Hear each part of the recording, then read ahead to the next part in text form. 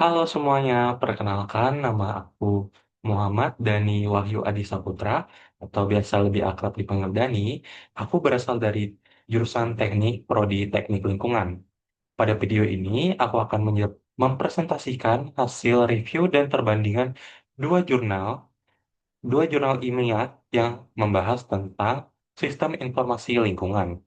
Pada presentasi ini, kita akan mengulas tujuan penelitian, metode, hasil penelitian, serta serta keunggulan dan kekurangan dari masing-masing jurnal. Nah, semoga presentasi ini dapat menambah wawasan dan pemahaman kita. Langsung saja ke dalam materinya.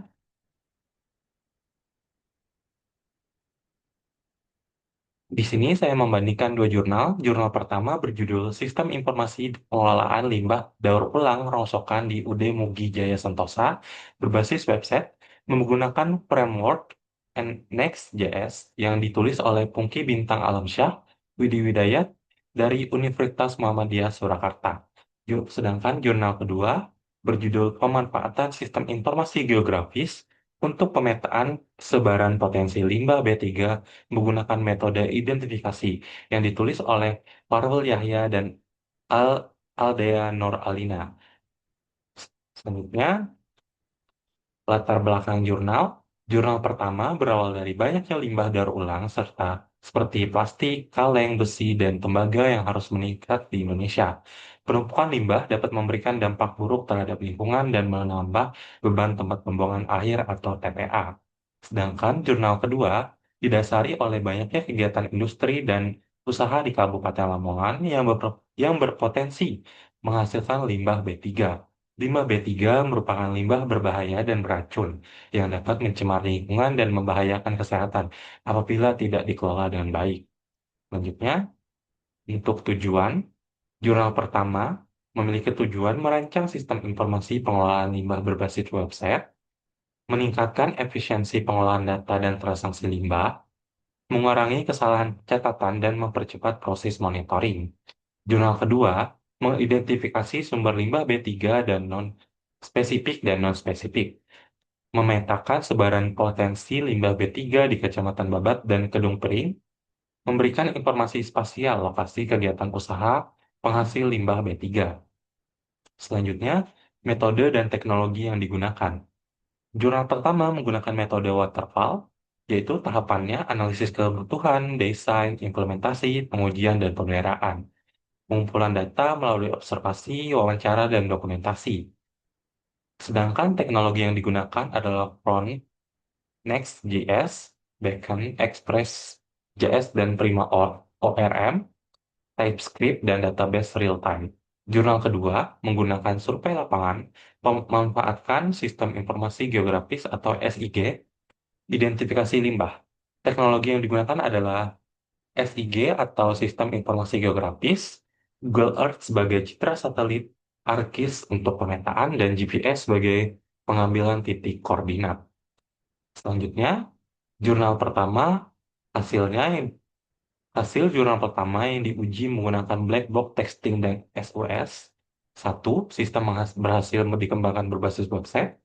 Dua, membantu pengelolaan data dan transaksi limbah. Tiga, mempermudah admin, pengepul, dan pembeli dalam berbisnis. Keunggulan dan kekurangan. Keunggulan, mempermudah transaksi pendataan pengelolaan limbah secara real-time dan membantu efisiensi operasional usaha limbah. Kekurangan, kurang fleksibel jika ada perubahan kebutuhan di tengah pengembangan, dan sistem yang dibuat masih berfokus pada pengelolaan internal perusahaan dan belum terintegrasi dengan pemetaan lokasi limbah atau monitoring berbasis geografis. Jurnal kedua, hasil jurnal kedua yang diuji menggunakan validasi berdasarkan identifikasi Peraturan Pemerintah Nomor 22 Tahun 2021. Nah, yang pertama, sistem informasi geografis menghasilkan peta sebaran potensi limbah B3, mempermudah identifikasi lokasi, kegiatan usaha, membantu monitoring dan pengelolaan limbah B3, sedangkan keunggulan dan kekurangan, keunggulan, membantu pengawasan, analisis wilayah, dan pengendalian pencemaran lingkungan. Kekurangan, proses pengumpulan data masih bergantung pada survei lapangan, dan sistem yang dibuat masih belum berbasis web, sehingga akses informasi masih terbatas. Untuk sebagai perbandingan, jurnal pertama lebih fokus pada pengembangan sistem informasi berbasis website untuk mempermudah pengelolaan data limbah, transaksi, monitoring kegiatan. Hasil pengujiannya menunjukkan sistem berjalan dengan baik dan mendapatkan nilai SOS 78 dengan kategori baik. Jurnal kedua lebih berfokus pada pemanfaatan sistem informasi geografis untuk memetakan persebaran potensi limbah B3 berdasarkan hasil survei lapangan dan identifikasi limbah sesuai Peraturan Pemerintah Republik Indonesia Nomor 22 Tahun 2021.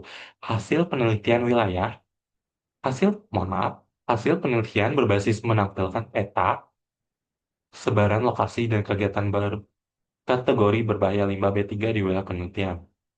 Selanjutnya, untuk kesimpulan dari kedua jurnal tersebut, secara keseluruhan, jurnal pertama unggul dalam pengelolaan sistem dan digitalisasi data limbah. Jurnal kedua unggul dalam analisis spasial dan peta lokasi limbah. Jika kedua metode tersebut digabungkan, maka akan mendapatkan hasil sistem pengelolaan limbah yang lebih lengkap, efektif, dan informatif. Nah, dari pembahasan yang sudah saya sebutkan tadi, beberapa tadi adalah hasil yang saya temukan dalam membandingkan dua jurnal tersebut. Jika ada kurang dan lebihnya dari hasil perbandingan saya mohon maaf. Dan jika ada salah kata maupun kalimat yang kurang jelas saat saya ucapkan, saya mohon maaf. Sekian dari saya, terima kasih.